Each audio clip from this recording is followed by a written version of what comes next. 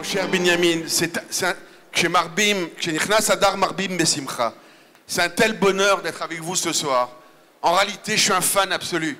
Je suis un fan absolu du mouvement Lubavitch. Je le dis, quand je te vois, quand je vois Philippe, c'est extraordinaire. Où est le Moulay Zichrono Livracha, Zerech Tzadik Livracha, quand je vois le travail qui a été fait par la famille Azimov, je voudrais rendre un hommage particulier à ce tzaddik qui a construit le mouvement Lubavitch. C'était rien en France. Et aujourd'hui, Baruch Hashem, quand je vous vois tous ici, c'est colossal, c'est extraordinaire. Il n'y a pas comme le mouvement Lubavitch. Je le dis souvent, on peut être à Bangkok, au fin fond du monde, en Inde. Moi, je pars demain en Grèce avec le Premier ministre, je dois rester Shabbat. Je me suis dit tout de suite, il dit, où est Chabad à Athènes? C'est absolument extraordinaire. Mais ce qui est incroyable, c'est que chez les Lubavitch, leur seul plaisir, c'est de faire des mitzvot. Néder des tefilines, manger kasher, écouter le chauffard. C'est incroyable, c'est une abnégation absolue. On n'a jamais vu ça, cet ardout. Je peux vous dire que dans le bureau du Premier ministre de l'État d'Israël, Binyamin Netanyahou, il y a une photo, au-delà de sa famille, c'est la photo du rabbi et le Premier ministre Bibi qui était jeune. Et je peux vous dire qu'il est très lié au mouvement Lubavitch. Dans ces moments-ci, vous faites briller la religion juive, la Torah.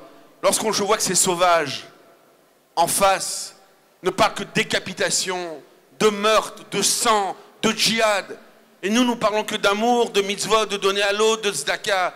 Quelle différence, quel bonheur d'appartenir à cette communauté. Quel bonheur d'être ce soir au mouvement Lubavitch. C'est pas pour rien peut-être que le président, moi je pourrais rien vous cacher, à l'inverse de tout le monde, je suis très heureux de la victoire de Donald Trump et je ne suis pas dans le politiquement correct, mais je suis très heureux que Donald Trump ait gagné l'élection aux États-Unis. Et c'est peut-être pas pour rien que la veille, la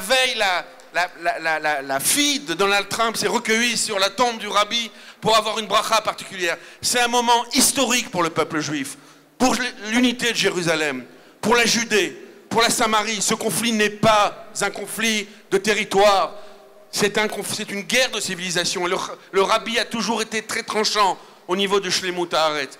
Il faut écouter son messer. Je ne veux pas être long parce qu'il y a beaucoup de gens qui vont parler. Merci de m'inviter à cette soirée. Merci d'être avec vous.